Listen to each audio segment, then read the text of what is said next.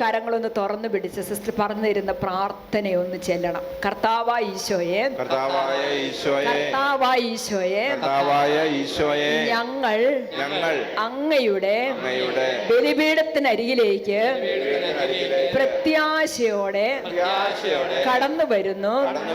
ഞങ്ങളെ അങ്ങ് ആശ്വസിപ്പിക്കുന്നതും സുഖപ്പെടുത്തുന്നതും അനുഗ്രഹിക്കുന്നതും ഈ ബലിപീഠത്തിൽ നിന്ന് ഒഴുകുന്ന ശക്തിയാലും കൃപയാലും ആണെന്ന് ഞങ്ങൾ വിശ്വസിക്കുന്നു.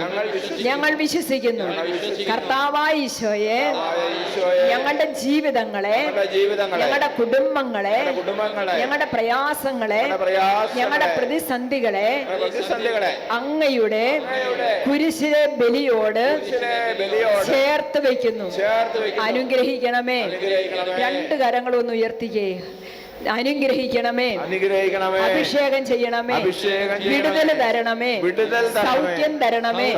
Hallelujah, hallelujah. ഇനി നമ്മളൊന്ന് സ്തുതിച്ച് പ്രാർത്ഥിക്കുകയാണ്.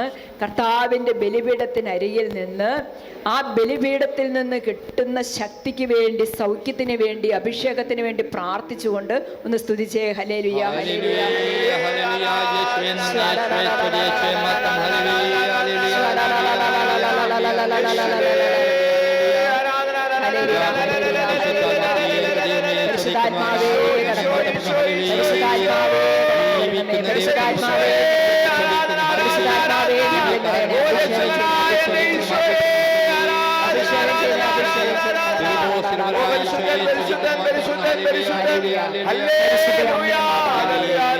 പരിശുദ്ധ അമ്മേ മാതാവേ, വിശുദ്ധ പിതാവേ, ഞങ്ങൾക്ക് വേണ്ടി പ്രാർത്ഥിക്കണമേ.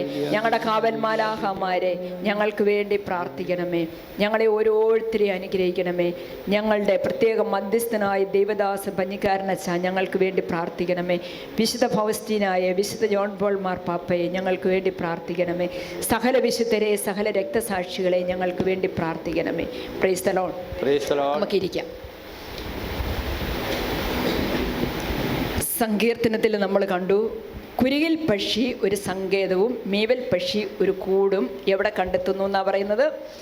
അങ്ങയുടെ ബലിപീഠത്തിനരികിൽ. ഈ പക്ഷി എന്ന് പറയുന്നത് ആരാണ്?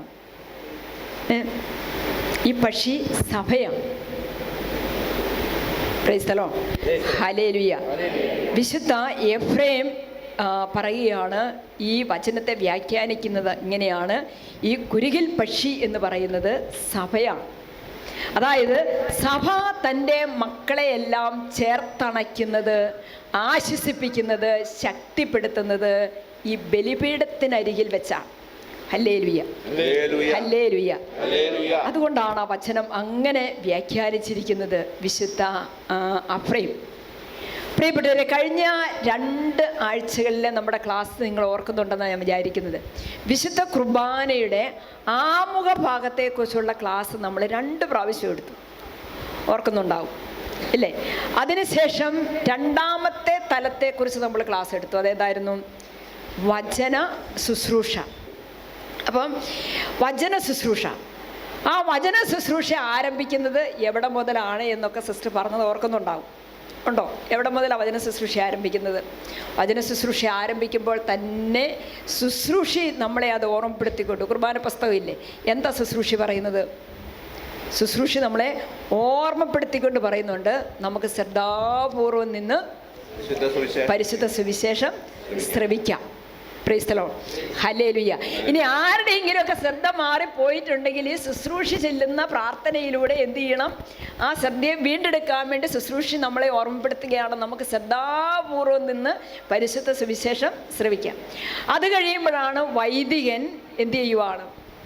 വൈദികന് പെട്ടെന്ന് വചനം എടുത്തുയർത്തിപ്പിടിച്ച് ജനത്തിൻ്റെ അടുത്തേക്ക് ഇറങ്ങി വരിക. അപ്പോൾ വൈദികൻ പ്രാർത്ഥിക്കുന്ന ഒരു കാര്യമുണ്ട് വചനം വായിക്കുന്നതിന് മുമ്പ്: സമാധാനം നമ്മോടുകൂടെ. കേട്ടിട്ടുണ്ടോ?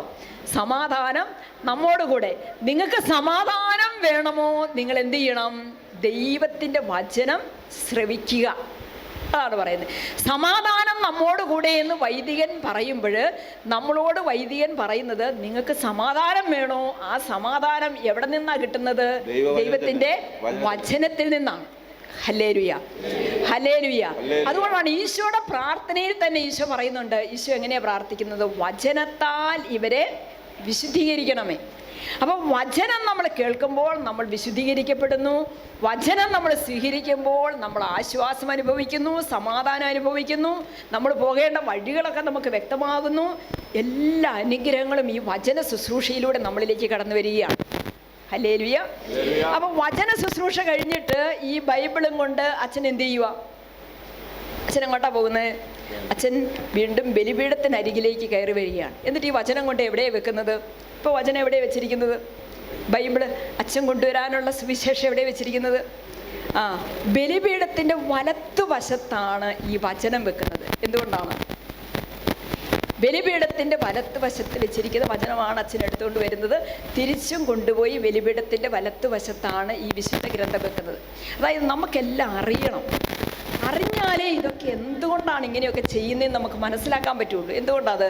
അതായത് പിതാവായ ദൈവത്തിൻ്റെ വലത്തുഭാഗത്തിരിക്കുന്ന പുത്രൻ തമ്പുരാനായ മിശിഹായെയാണ് സൂചിപ്പിക്കുന്നത്. ഹല്ലേലൂയ, മനസ്സിലായോ? അതുകൊണ്ട് ബൈബിൾ എടുത്ത് ഇവിടെയോ അവിടെയോ അങ്ങനെ പല സ്ഥലത്തൊന്നും വെക്കുകയല്ല. ബലിപീഠത്തിൻ്റെ വലത്തുവശത്ത്, അതായത് പിതാവായ ദൈവത്തിൻ്റെ വലത്തുവശത്തിരിക്കുന്ന പുത്രൻ തമ്പുരാനെയാണ് അതുകൊണ്ട് നമ്മൾ ഓർമ്മിക്കുന്നത്. ഹല്ലേലൂയ. ഇനി മൂന്നാമത്തെ ഭാഗത്തേക്ക്, ഞാൻ ആ കഴിഞ്ഞ ആഴ്ച വചനത്തെക്കുറിച്ച് പറഞ്ഞ ആ വചന ശുശ്രൂഷയുടെ ഭാഗത്തെക്കുറിച്ച് പറഞ്ഞത് നിങ്ങൾ ഓർക്കണം. ഇനി അത് വീണ്ടും അത് ആവർത്തിച്ചെഴുതും. ഇന്ന് ആദ്യമായിട്ട് വരുന്നവരുണ്ട്, കഴിഞ്ഞ 2 ക്ലാസ്സും കേൾക്കാത്തവരുണ്ട്. പക്ഷെ ഇന്ന് നമുക്കതിലേക്ക് പോയ മൂന്നാമത്തെ തലത്തേക്ക് നമുക്ക് വരാനായിട്ട് പറ്റത്തില്ല. വിശുദ്ധ കുർബാനയെ നമ്മൾ എത്രത്തോളം അറിയുന്നുവോ അത്രത്തോളം നമുക്ക് വിശ്വസിക്കാനും അത്രത്തോളം നമുക്കത് അനുഭവിച്ച് വിശുദ്ധ കുർബാനയിൽ പങ്കെടുക്കാനായിട്ട് സാധിക്കും. അറിവില്ലെങ്കിൽ നമുക്ക് അതിനനുസരിച്ചേ പറ്റുള്ളൂ. അതുകൊണ്ടാണ് ഇന്ന് നമ്മൾ വിശുദ്ധ കുർബാനയുടെ മൂന്നാമത്തെ ഭാഗത്തേക്ക് എത്തുവാണ്. മൂന്നാമത്തെ ഭാഗം എന്ന് പറയുമ്പോൾ അതേതാണ്? ഒരുക്ക ശുശ്രൂഷയാണ്. വിശുദ്ധ കുർബാനയുടെ മൂന്നാമത്തെ ഭാഗം അത് ഒരുക്ക ശുശ്രൂഷയാണ്. അതെവിടെ മുതലാ ഒരുക്ക ശുശ്രൂഷ? ഒരുക്ക ശുശ്രൂഷ ആരംഭിക്കുന്നത് വചന ശുശ്രൂഷയ്ക്ക് ശേഷമാണ്. കാറോസുസ പ്രാർത്ഥനയുണ്ട്. കാറോസുസ പ്രാർത്ഥന, ഈ കാറോസുസ പ്രാർത്ഥന, കാറോസുസ എന്ന വാക്ക് ഒരു സുറിയാനി വാക്കാണ്. അത് പ്രഘോഷണം എന്നാണ് അതിൻ്റെ അർത്ഥം. നമ്മൾ കേട്ട വചനത്തെ സ്വീകരിച്ചുകൊണ്ട് പ്രത്യുദ്ധരിച്ചുകൊണ്ട് നമ്മൾ മധ്യസ്ഥം പ്രാർത്ഥിക്കുകയാണ്. ആ വചനത്തിനനുസരിച്ച് ജീവിക്കാനുള്ള കൃപയ്ക്ക് വേണ്ടിയിട്ട് ഈ കാറോസുസ പ്രാർത്ഥനയിലൂടെ നമ്മൾ മധ്യസ്ഥം പ്രാർത്ഥിക്കുകയാണ്. Hallelujah, hallelujah. അപ്പോൾ ഈ ഒരുക്ക ശുശ്രൂഷ ഞാൻ പെട്ടെന്ന് എൻ്റെ മനസ്സിലോർത്തു. ഒരുക്ക ശുശ്രൂഷയിൽ ഒത്തിരി കാര്യങ്ങളൊന്നും നമുക്ക് അറിയാനില്ലെന്ന് നമുക്ക് ചിലപ്പോൾ തോന്നും. ആമുഖഭാഗം ഒത്തിരി അറിയാനുണ്ട്, വചന ശുശ്രൂഷയുടെ ഭാഗത്ത് ഒത്തിരി നമ്മൾ കാര്യങ്ങൾ മനസ്സിലാക്കാനുണ്ട്. പെട്ടെന്ന് നമുക്ക് തോന്നും ഒരുക്ക ശുശ്രൂഷ അത് അച്ഛൻ ചെയ്യുന്നതല്ലേ, അച്ഛനെല്ലാം ഒരുക്കട്ടെ എന്നൊക്കെ നമുക്ക് തോന്നും. പക്ഷെ അങ്ങനെയല്ല. ഒരുക്ക ശുശ്രൂഷയിൽ നമുക്ക് ഒത്തിരി കാര്യങ്ങൾ മനസ്സിലാക്കാനുണ്ട്, അറിയാനുണ്ട്. ഒരുക്ക ശുശ്രൂഷ എന്ന് പറയുന്നത് വചന ശുശ്രൂഷയ്ക്കും പിന്നെ അടുത്ത അനാഫറയ്ക്കും ഇടയ്ക്കുള്ള ഭാഗമാണ് ഒരുക്ക ശുശ്രൂഷ. ഈ ഒരുക്ക ശുശ്രൂഷയെ പണ്ടൊക്കെ വിളിച്ചുകൊണ്ടിരുന്നത് എങ്ങനെയാണ്?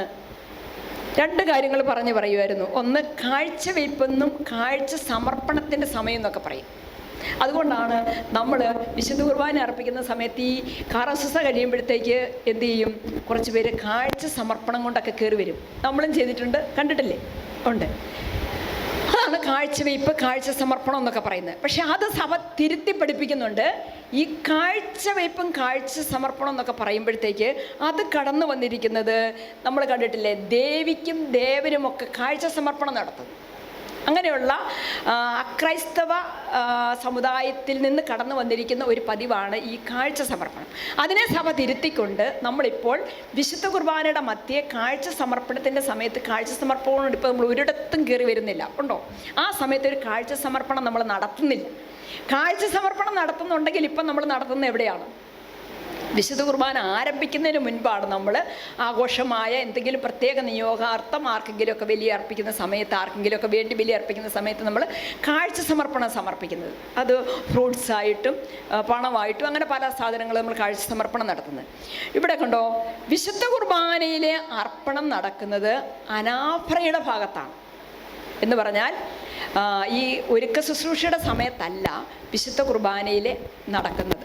ഈ വിശുദ്ധ കുർബാന ഒരുക്ക ശുശ്രൂഷ കഴിഞ്ഞിട്ട് വരുന്ന ഭാഗമാണ് അനാഫ്ര എന്ന് പറയുന്ന ഭാഗം. ആ ഭാഗത്താണ് കാഴ്ച സമർപ്പണം നടത്തുന്നത്. ഈ കാഴ്ച സമർപ്പണം നടത്തുന്നത് അച്ഛൻ പ്രാർത്ഥിക്കുന്നുണ്ട്, കർത്താവായ ദൈവമേ, നിർമ്മലവും വിശുദ്ധവുമായ ഈ ബലിപീഠത്തിന്മേൽ അങ്ങയുടെ അഭിഷിക്തൻ്റെ ശരീര രക്തങ്ങൾ ഞങ്ങൾ അർപ്പിക്കുന്നു. ഈ പ്രാർത്ഥന വൈദികൻ ചൊല്ലി കേട്ടിട്ടുണ്ടോ? ഉണ്ട്. ഇല്ലെങ്കിൽ കേൾക്കണം. നമ്മൾ ശ്രദ്ധയോടെ നിന്നാലേ കേൾക്കാൻ പറ്റുള്ളൂ. ഉണ്ടോ? കർത്താവായ ദൈവമേ, നിർമ്മലവും വിശുദ്ധവുമായ ബലിപീഠത്തിന്മേൽ അങ്ങയുടെ അഭിഷിക്തൻ്റെ ശരീര രക്തങ്ങൾ സമർപ്പിക്കുന്നു. അതായത് പരിശുദ്ധ കുർബാനയിൽ ബലി അർപ്പകനും ബലി വസ്തുവും മിശിഹായാണ് എന്ന് പറയുമ്പോൾ, ബലി അർപ്പകനാണ് ബലി വസ്തു കൊണ്ടുവന്ന് ഒരുക്കി സമർപ്പിക്കേണ്ടത്. അപ്പം പരിശുദ്ധ കുർബാനയിൽ ബലി അർപ്പകനും ബലി വസ്തുവും. ബലി അർപ്പകൻ ആരാണ്? ഈശോയാണ്. ബലി വസ്തു ആരാണ്? ഈശോയാണ്.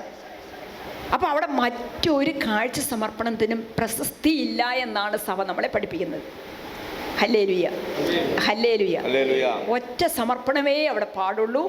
അതാരാണ്? മിശിഹായുടെ ശരീരരക്തങ്ങൾ. അതുകൊണ്ടാണ് നിർമ്മലവും വിശുദ്ധമായ ബലിപീഠത്തിന്മേൽ അങ്ങയുടെ അഭിഷിക്തൻ്റെ ശരീരരക്തങ്ങൾ ഞങ്ങൾ സമർപ്പിക്കുന്നു. നമ്മൾ കൊണ്ടുവരുന്ന ഫ്രൂട്ട്സോ അല്ലെങ്കിൽ മറ്റു സാധനങ്ങളോ ഒന്നും അവിടെ സമർപ്പിക്കാൻ പാടില്ല. പഴയ നിയമത്തിലേക്ക് നോക്കുമ്പോൾ നമുക്കിത് കാണാം. ആബേല് ബലി അർപ്പിച്ചു, അബ്രാഹാം ബലി അർപ്പിച്ചു. ഇവരൊക്കെ ബലി അർപ്പിച്ചവർ തന്നെയാണ് ബലിവസ്തു കൊണ്ടുവരുന്നതും ബലി അർപ്പണം നടത്തുന്നത്. അത് പഴയ നിയമത്തിൽ. പുതിയ നിയമത്തിലേക്ക് വരുമ്പോഴത്തേന് ഈ ബലിവസ്തുവും ബലി അർപ്പകനും രണ്ടുപേരല്ല, മറിച്ച് ഒരാളാണ്. അത് മിശിഹായാണ്. Hallelujah, hallelujah.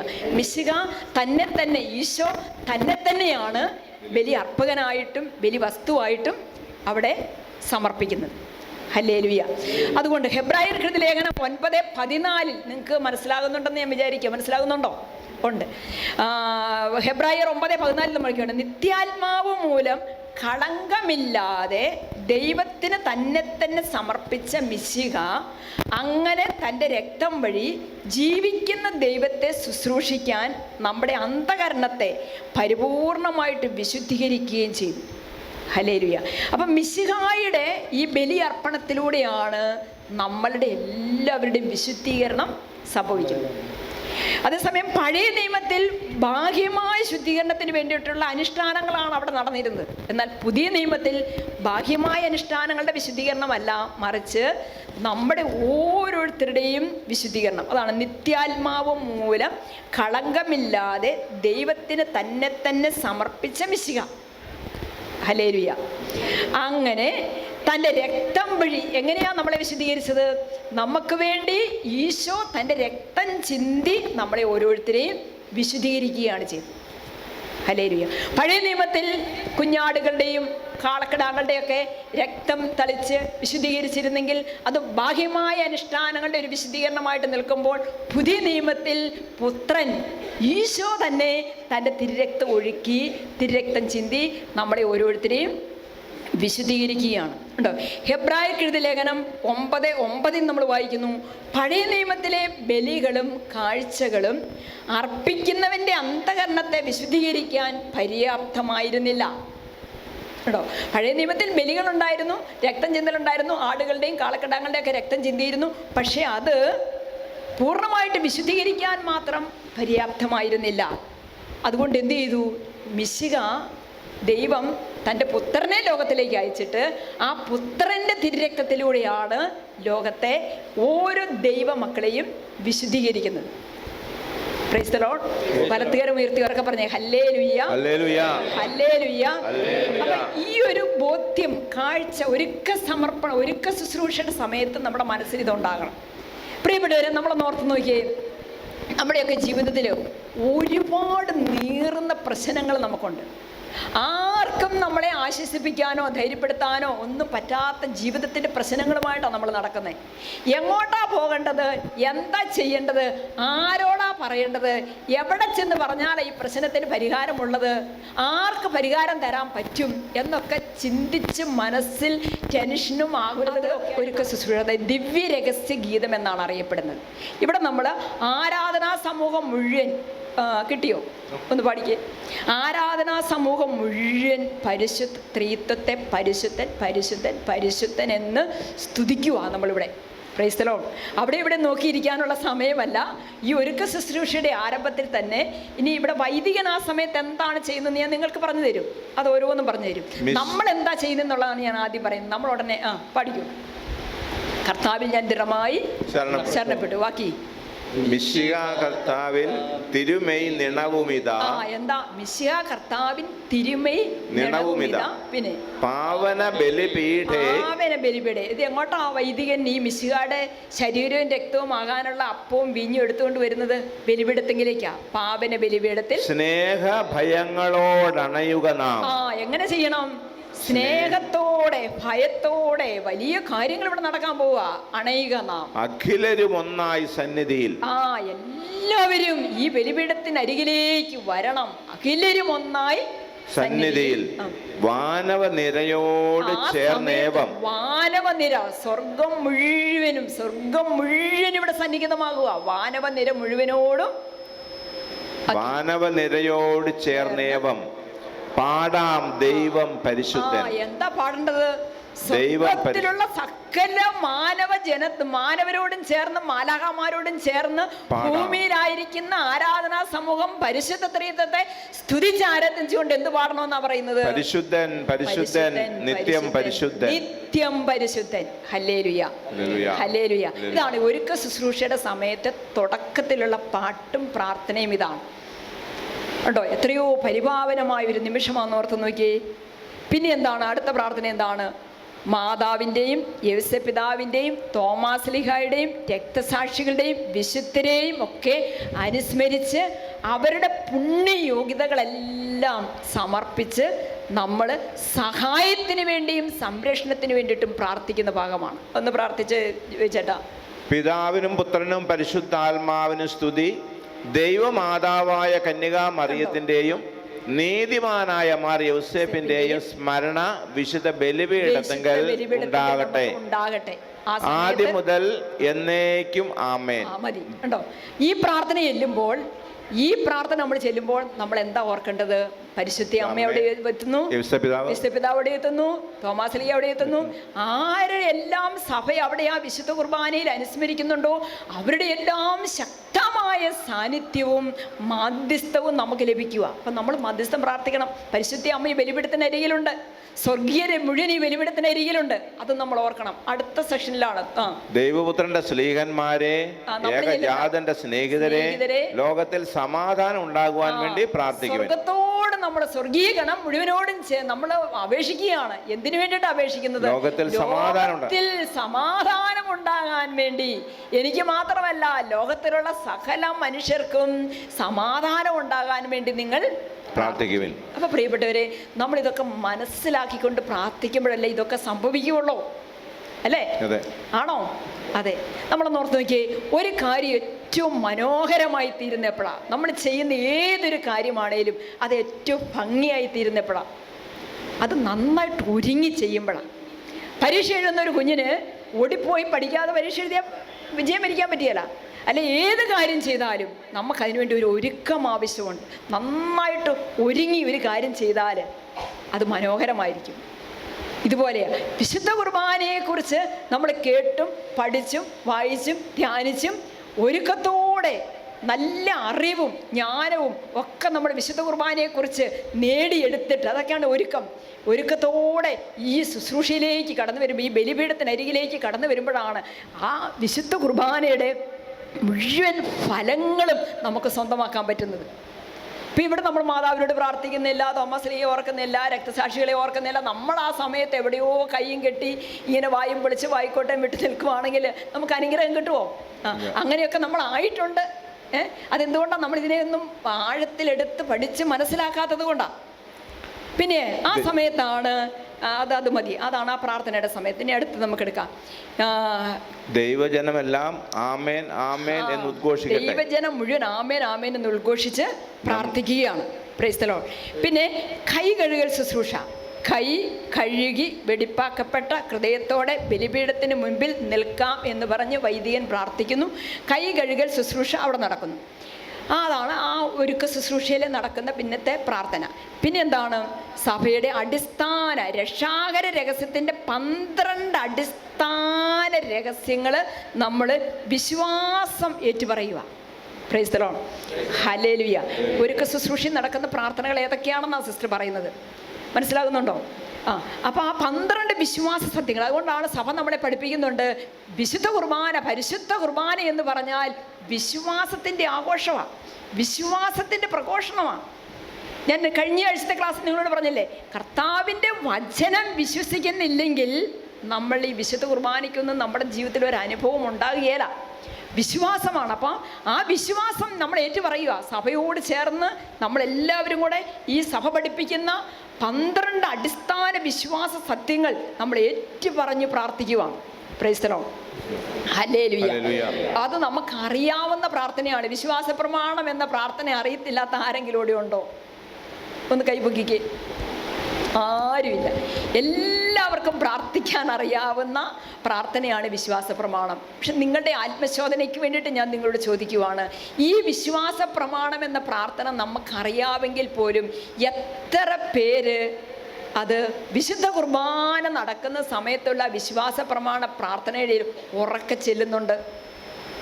അല്ലേ? ഒന്ന് ചൊല്ലി നോക്കിക്കേ.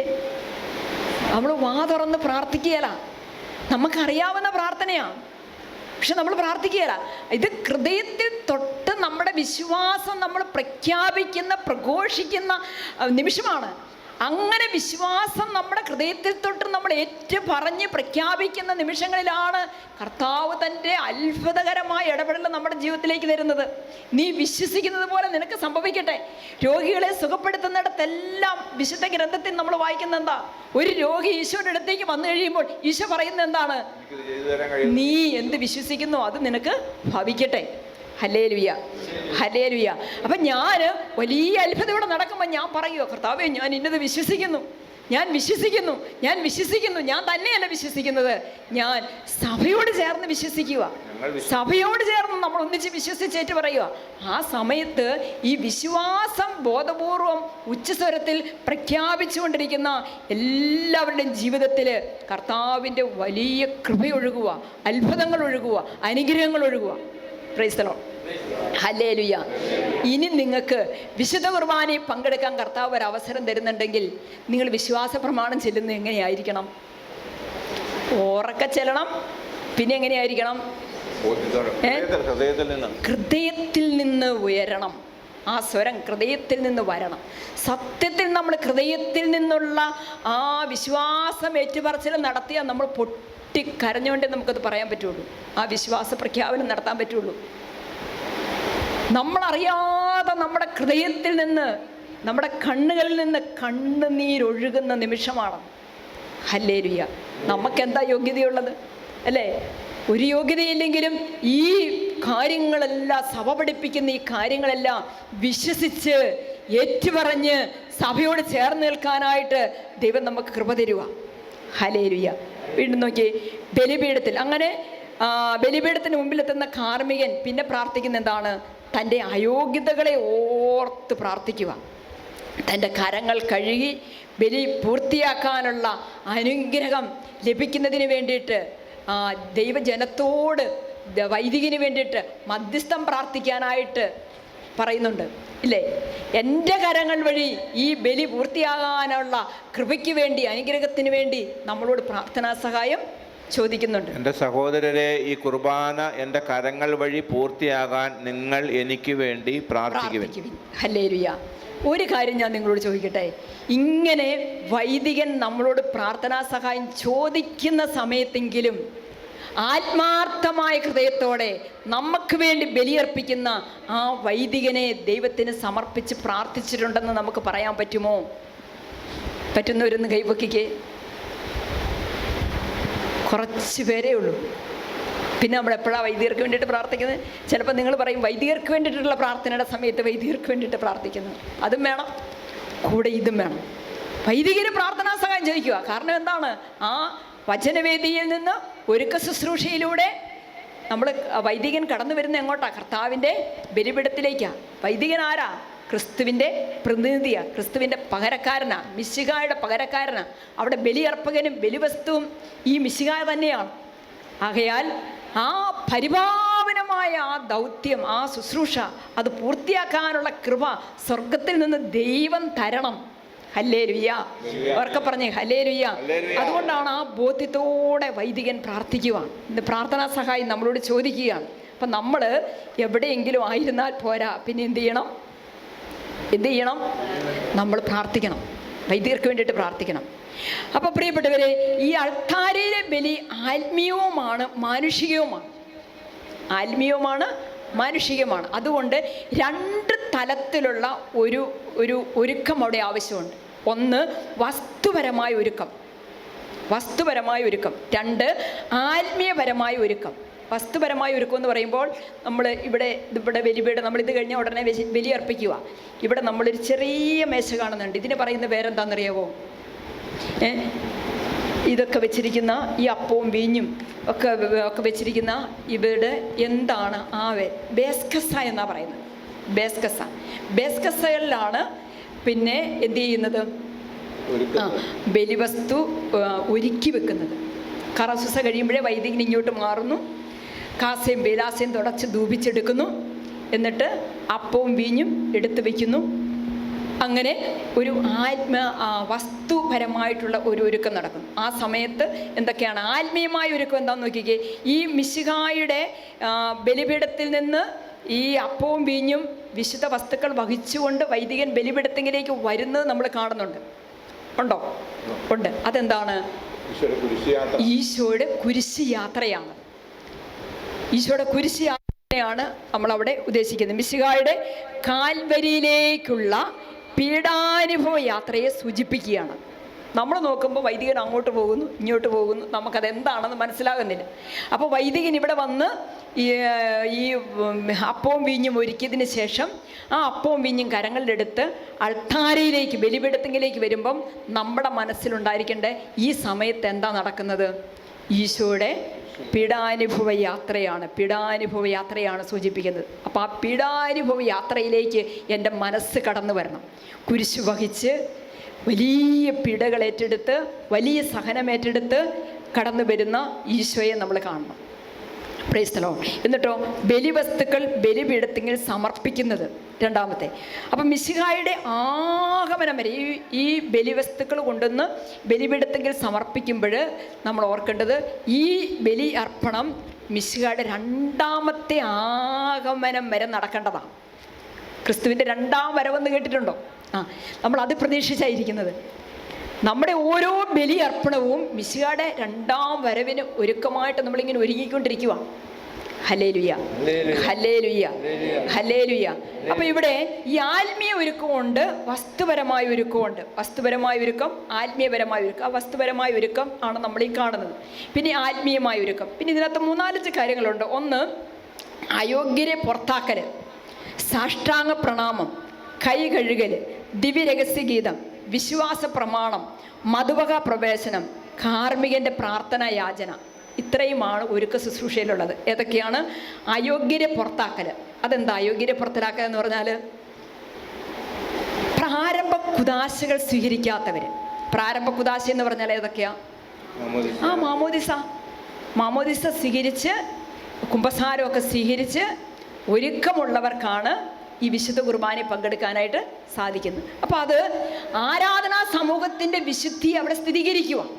ഇവിടെ ഈ വിശുദ്ധ കുർബാനയിൽ പങ്കെടുക്കുന്ന ആരാധകർ ഈ ആരാധനയ്ക്ക് യോഗ്യരാണെന്നുള്ളത് പ്രഖ്യാപിക്കുകയും, അപ്പോൾ അയോഗ്യരായിട്ടുള്ളവർ, നമ്മളിവിടെ പറയാറില്ലേ അക്രൈസ്തവർ വിശുദ്ധ കുർബാന സ്വീകരിക്കാൻ പാടില്ല പറയാറില്ലേ, അതുപോലെ അയോഗ്യരെ പുറത്താക്കൽ. പിന്നെ എന്താണ്? സാഷ്ടാംഗ പ്രണാമം. ഈ വചനവേദിയിൽ നിന്നും വൈദികൻ ബലിപീഠത്തിലേക്ക് വരുന്ന നമ്മൾ എങ്ങനെയാണ് കണ്ടിരിക്കുന്നത്? വെറുതെ ഓടിക്കയറി അങ്ങ് പോവുകയാണോ? അല്ല, 3 പ്രാവശ്യം അവർ കുമ്പിട്ട് ആചാരം ചെയ്ത് ആണ് ബലിപീഠത്തിലേക്ക് കടന്നു വരുന്നത്. അതാണ് അടുത്തത്. പിന്നെ എന്താണ്? കൈ കഴുകൽ. ഇവിടെ വന്ന് ശുശ്രൂഷകൻ വെള്ളം പിടിച്ചുകൊണ്ട് നിൽക്കുന്നു, കൈ കഴുകുന്നു. അതിൻ്റെയൊക്കെ അർത്ഥം ഞാൻ പറഞ്ഞു തരും. പിന്നെ എന്താണ് നടക്കുന്നത്? പിന്നെ ദിവ്യരഹസ്യഗീതം, അത് നമ്മളൊന്ന് വായിച്ചു കേട്ടു. പിന്നെ വിശ്വാസ പ്രമാണം, അത് നമ്മൾ പറഞ്ഞു. പിന്നെ മധുവക പ്രവേശനം, വൈദികൻ മധുവകയിലേക്ക് പ്രവേശിക്കുന്നു. പിന്നെ കാർമികൻ്റെ പ്രാർത്ഥന യാചന. അതെല്ലാമാണ് നമ്മളിവിടെ കാണുന്നത്. അപ്പോൾ പ്രിയപ്പെട്ടവരെ, അനുതാപത്തോടെ നമ്മൾ ദൈവത്തിൻ്റെ സന്നിധിയിൽ ആയിരിക്കുകയാണ്. അപ്പോൾ ഓരോ കാര്യങ്ങളും നമുക്കൊന്ന് നോക്കാം. ഈ കൈ കഴുകുന്നത് എന്താ സൂചിപ്പിക്കുന്നത്? ബലി അർപ്പിക്കുന്ന വൈദികൻ്റെയും സമൂഹത്തിൻ്റെയും ആന്തരിക വിശുദ്ധിയെ സൂചിപ്പിക്കുകയാണ്.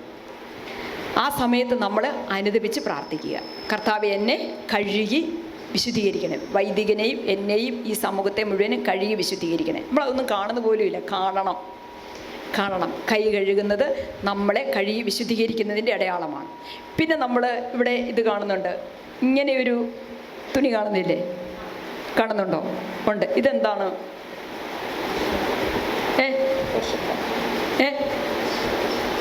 എനിക്കറിയത്തില്ല അല്ലേ.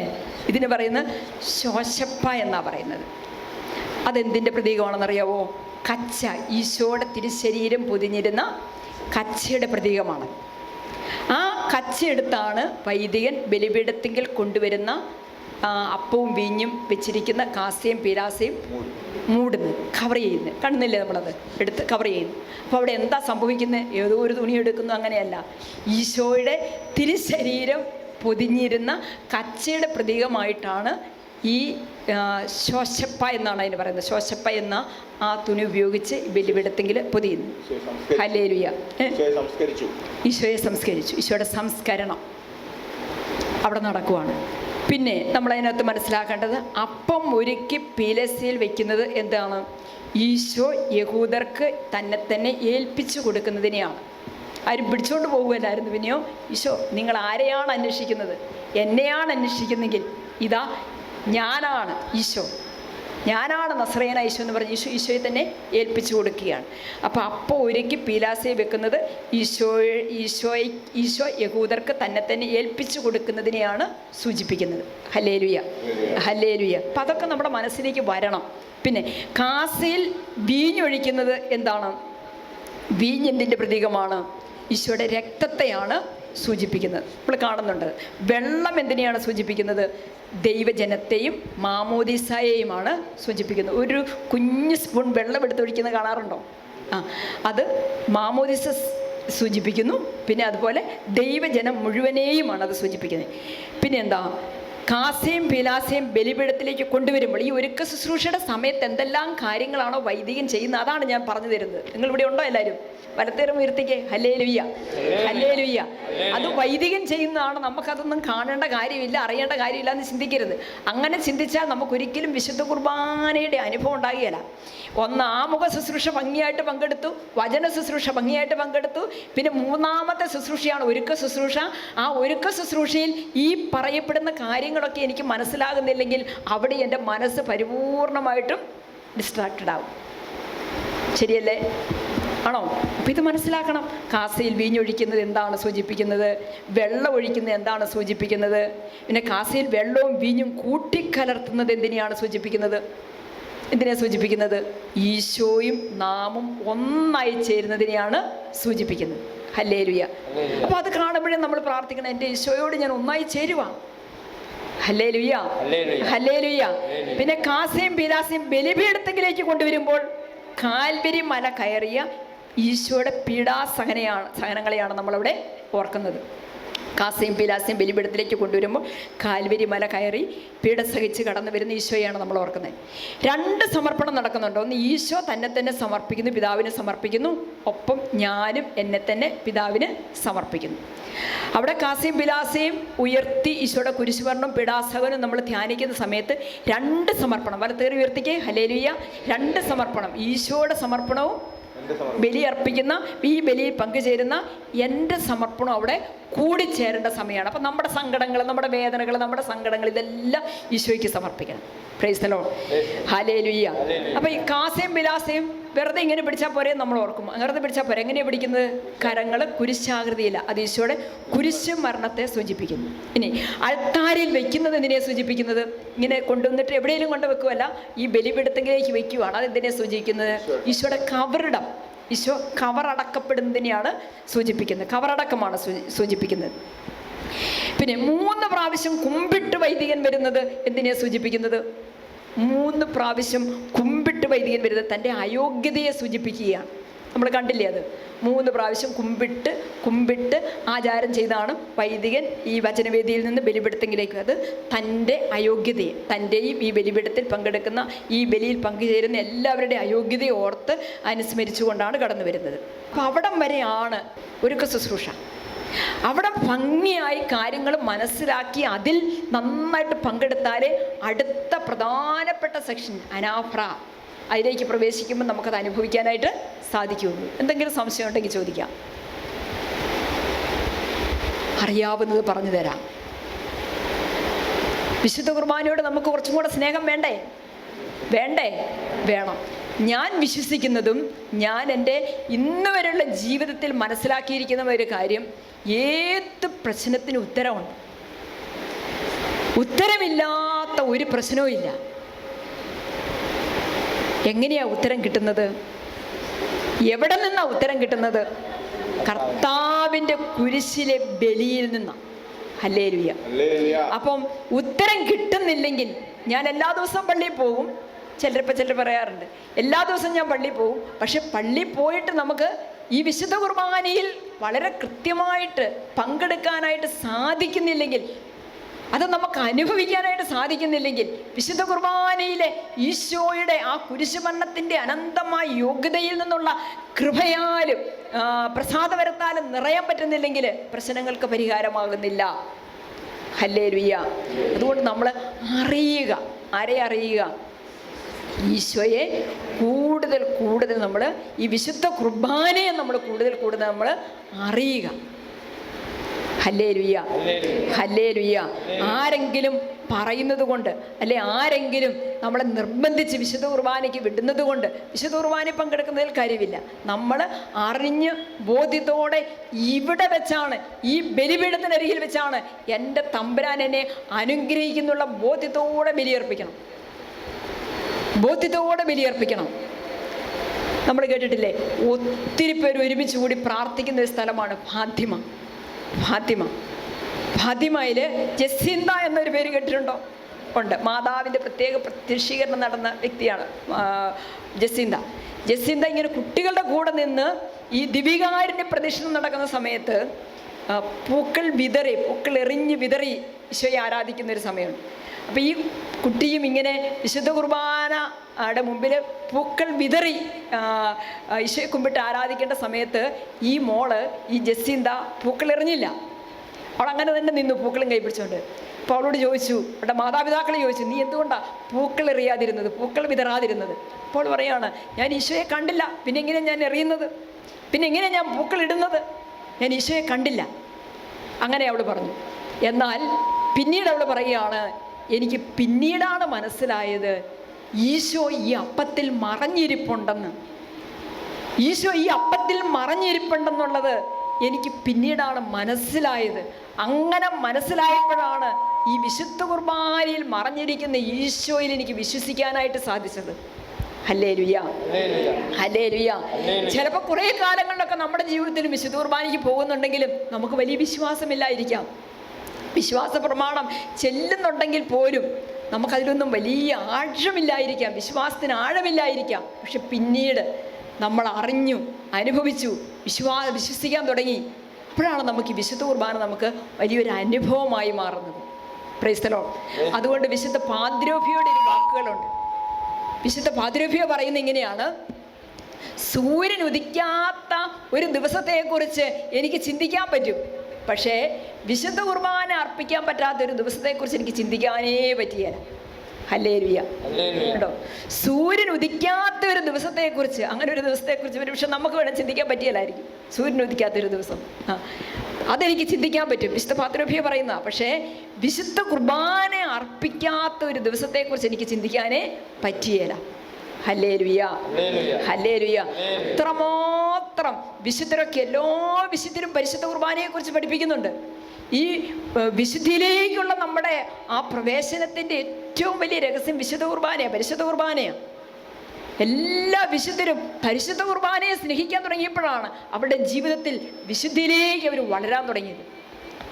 ഇന്ന് നമ്മുടെ ജീവിതത്തിൽ ഏതെങ്കിലുമൊക്കെ തിന്മകൾക്ക് നമ്മൾ അടിമകളാണെങ്കിൽ പ്രിയപ്പെട്ടവരെ, ആ തിന്മയിൽ നിന്നുള്ള നിത്യമായ വിടുതൽ, മോചനം നമ്മൾ പങ്കെടുക്കുന്ന ഈ പരിശുദ്ധ കുർബാനയിലൂടെ സംഭവിക്കുന്നതാണ്. വിശുദ്ധ പൗത്രോഫിയുടെ പുസ്തകം വായിക്കുമ്പോൾ അതിനകത്ത് എഴുതിയിട്ടുണ്ട്, രാത്രി 12 മണി മുതലിരുന്ന് ഈ പരിശുദ്ധ കുർബാന അർപ്പിക്കാനുള്ള യോഗ്യതയ്ക്ക് വേണ്ടി, കൃപയ്ക്ക് വേണ്ടി ആ പുണ്യവാളൻ വിശുദ്ധ പൗത്രോഫിയോ ജപമാല ചൊല്ലി പ്രാർത്ഥിക്കുമായിരുന്നു. 40 ജപമാലെങ്കിലും ചൊല്ലി പ്രാർത്ഥിച്ചതിന് ശേഷമാണ് വിശുദ്ധ പൗത്രോഫിയോ ഒരു പ്രാവശ്യം വിശുദ്ധ ബലി അർപ്പിക്കാനായിട്ട് കയറുന്നെന്നാണ് പറയുന്നത്. അലത്തേരുമേർത്തി ഹല്ലേലൂയ. അപ്പൊ ഇതിൽ നമുക്ക് മനസ്സിലാകുന്നത് എന്താണ്? ഓടി വന്ന് നമ്മൾ എന്തെങ്കിലുമൊക്കെ കാണിച്ചു കൂട്ടുന്ന ഒരു പരിപാടിയല്ല പരിശുദ്ധ ബലിയർപ്പണം. ഇതിനു വേണ്ടി നമ്മൾ പ്രാർത്ഥിച്ചൊരുങ്ങണം, പഠിച്ചൊരുങ്ങണം, ധ്യാനിച്ചൊരുങ്ങണം. ഓരോ കാര്യങ്ങളെക്കുറിച്ചും എനിക്ക് വ്യക്തമായ കൃത്യമായ അനുഭവം ഉണ്ടായിരിക്കണം, ബോധ്യം ഉണ്ടായിരിക്കണം. ആർക്കും പറഞ്ഞു കൊടുക്കാൻ പറ്റത്തക്ക രീതിയിൽ ഞാൻ അർപ്പിക്കുന്ന ആ പരിശുദ്ധ കുർബാനയെക്കുറിച്ചുള്ള അറിവും ബോധ്യവും എന്നിൽ വളരുമ്പോഴാണ് ഈശോയിലുള്ള അനുഭവം എനിക്ക് ശക്തമായിട്ട് കിട്ടുന്നത്. Price the Lord. Hallelujah, hallelujah. നിങ്ങൾ നിങ്ങളുടെ ജീവിതത്തിൽ ഒന്ന് ഇപ്പോൾ മുതൽ നിങ്ങളൊന്ന് ചിന്തിച്ച് നോക്കിയോ, ഏത് പ്രശ്നവും പരിഹരിക്കപ്പെടും. പരിശുദ്ധ കുർബാനയിൽ നിങ്ങൾ പങ്കെടുക്കേണ്ടതുപോലെ പങ്കെടുക്കാൻ തുടങ്ങിയാൽ, വിശുദ്ധ കുർബാനയെ നിങ്ങൾ അറിഞ്ഞ് സ്നേഹിക്കാൻ തുടങ്ങിയാൽ, നിങ്ങളുടെ എല്ലാ പ്രശ്നങ്ങൾക്കും ഉത്തരം പരിശുദ്ധ കുർബാനയിൽ നിന്ന് തന്നെ നിങ്ങൾക്ക് ലഭിക്കും. നിങ്ങൾ വെന്തു നീറുന്ന കുടുംബ പ്രശ്നങ്ങളുമായിട്ടിരിക്കുമ്പോൾ നമുക്കൊരു ഇടവക ദേവാലയം ദൈവം തന്നിട്ടുണ്ട്, ഉണ്ടോ? അവിടെ പോകുമ്പോൾ നമ്മൾ ബലി അർപ്പിക്കുന്നവരാണെങ്കിൽ പോലും കൂടെ കുറച്ചും കൂടെ ആഴമുള്ള വിശ്വാസത്തോടെ, അറിവോടെ, ബോധ്യത്തോടെ നമ്മൾ ഒരുങ്ങി ഒന്ന് ബലി അർപ്പിച്ച് പ്രാർത്ഥിച്ച് നോക്കി. ആ ബലിപീഠത്തിങ്കിലേക്ക് നമ്മളിപ്പോൾ ഈ ഒരുക്ക ശുശ്രൂഷയിൽ നടക്കുന്ന കാര്യങ്ങളെല്ലാം കണ്ടു. ഈ ഒരുക്ക ശുശ്രൂഷയിൽ നമ്മൾ ചെയ്യുന്ന ഈ ശുശ്രൂഷയുടെ സമയത്ത് നമ്മുടെ പ്രശ്നങ്ങളെല്ലാം ഒന്ന് ഒരുക്കി വെച്ച് ആ അപ്പത്തോടും വീഞ്ഞിനോടും ചേർത്ത് ഒന്ന് സമർപ്പിച്ച് അതെല്ലാം അവിടെ പരിഹരിക്കപ്പെടും. ആ പ്രശ്നങ്ങളെല്ലാം അവിടെ വിശുദ്ധീകരിക്കപ്പെടും. Hallelujah, hallelujah, hallelujah, hallelujah. വിശുദ്ധ കൊച്ചുത്രേസ്യ പറയുന്നുണ്ട്, ഈ വിശുദ്ധ കൊച്ചുത്രേസ്യ പേപ്പർ വായിക്കുന്ന സമയത്ത് അവൾക്ക് 14 വയസ്സ് മാത്രം പ്രായമുള്ള സമയത്താണ് അവൾ പേപ്പറിലൊരു വാർത്ത കാണുവാണ്, ഒരു ഫ്രാൻസിനി എന്ന് പറയുന്ന ഒരു മകനെ തൂക്കിക്കൊല്ലാൻ പോകുന്നു, വധശിക്ഷയ്ക്ക് വിധിക്കുന്നു. എന്ത് ചെയ്തു? വിശുദ്ധ കൊച്ചുത്രേസ്യ എന്ത് ചെയ്യാൻ തുടങ്ങി? എല്ലാ ദിവസവും ഈ ഫ്രാൻസിനെ ബലിപീഠത്തെങ്കിൽ സമർപ്പിച്ച് പ്രാർത്ഥിക്കാൻ തുടങ്ങി. കർത്താവിൻ്റെ കുരിശിലെ ബലിയുടെ യോഗ്യതയാൽ ഈ മകന് ആ ശിക്ഷ കിട്ടുന്നതിന് മുൻപ് മാനസാന്തരപ്പെട്ട് അനുദപിച്ച് കുദാശകളൊക്കെ സ്വീകരിക്കാനുള്ള അനുഗ്രഹത്തിന് വേണ്ടിയിട്ട് വിശുദ്ധ കൊച്ചുത്രേസ്യ മധ്യസ്ഥം പ്രാർത്ഥിക്കാൻ തുടങ്ങി. എന്നിട്ട് സെലിനോട് വിശുദ്ധ കൊച്ചുത്രേസ്യ പറയുന്നുണ്ട്, നമുക്ക് ബലി ഒരു നിയോഗം വെച്ച്, വൈദികൻ്റെ കയ്യിൽ പണം കൊടുത്ത് നിയോഗം വെച്ച് നമുക്ക് ഈ ഫ്രാൻസിനിക്ക് വേണ്ടിയിട്ട് നമുക്ക് പ്രാർത്ഥിക്കാം. Price the Lord. അങ്ങനെ അവർ ചെയ്തു. അങ്ങനെ ചെയ്തു. അനുദപിക്കാതെ മാനസാന്തരത്തിന് തയ്യാറല്ലാതെ നിന്നിരുന്ന ആ മനുഷ്യൻ തൻ്റെ തെറ്റിനുള്ള ശിക്ഷ ഏറ്റുവാങ്ങുന്നതിന് ഏതാനും മണിക്കൂറുകൾക്കുള്ളിൽ ഒരു വൈദികൻ്റെ അടുത്ത് നല്ല കുമ്പസാരം നടത്തി അനുതാപത്തിലേക്കും മാനസാന്തരത്തിലേക്കും വന്നതിന് ശേഷമാണ് വധശിക്ഷയ്ക്ക് വിധേയപ്പെടുന്നത്. Praise the Lord. Hallelujah, hallelujah. പ്രിയപ്പെട്ടവരെ, ഈശോയെ രക്ഷകനും നാഥനുമായി സ്വീകരിക്കാൻ മടിക്കുന്ന, പ്രത്യേകിച്ചും പരിശുദ്ധ കുർബാനയിൽ നിന്ന് അകന്ന് കഴിയുന്ന ആരെങ്കിലും നിങ്ങൾക്കറിയാമെങ്കിൽ, നമ്മുടെ വീട്ടിലൊക്കെ ഇല്ലേ ആരെങ്കിലും തേടി എവിടെയെങ്കിലും പോകേണ്ട കാര്യമുണ്ടോ? ഇല്ല.